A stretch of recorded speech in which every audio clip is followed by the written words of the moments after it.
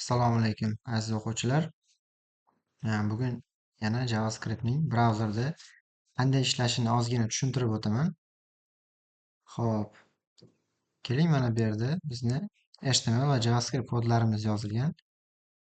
Lekin hozir bunga uncha ahamiyat bermay turing. Shunchaki biz JavaScript va HTML orqali qilingan oddiygina veb-saytni ko'rmoqchimiz. Bu yerda bitta o'chiq lampochka bor.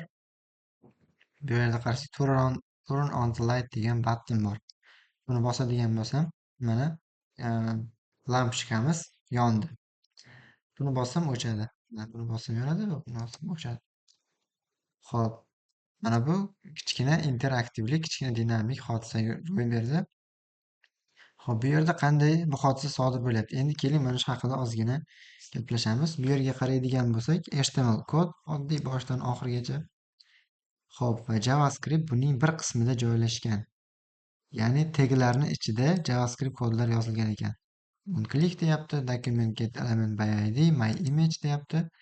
Uning imagening src atributiga picture bulbin gif degan rasmni qo'y deyapti. Xo'p. Va bu turn on the light degan button ekan. Agar bu buttonni bosadigan bo'lsak, bu narsalar tushunishingiz shart emas hozir. Shunchaki nima bo'lyapti?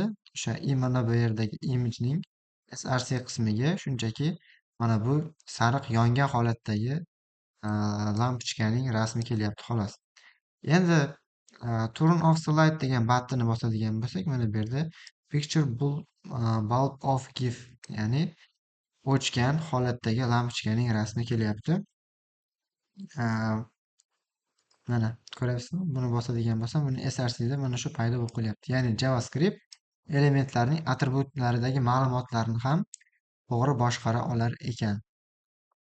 Xo'p, undan tashqari sizlarga istalgan veb-saytni ichidan, misol uchun ko'rishingiz mumkin.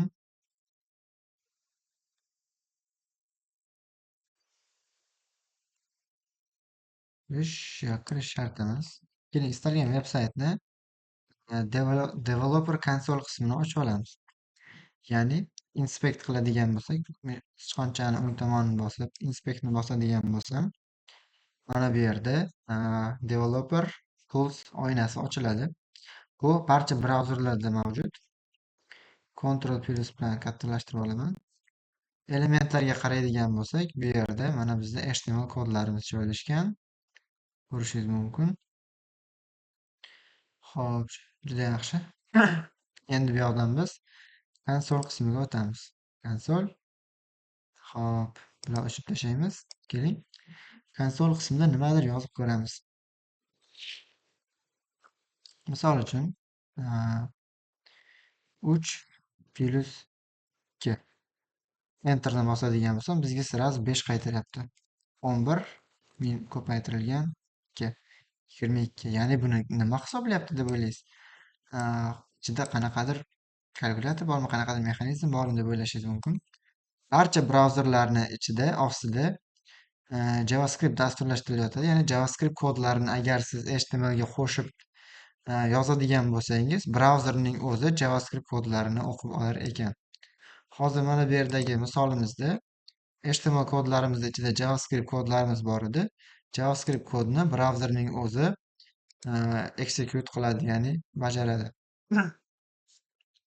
Xo'p, JavaScriptning brauzerda ishlashiga bo'lgan bitta misolni ko'rdingiz.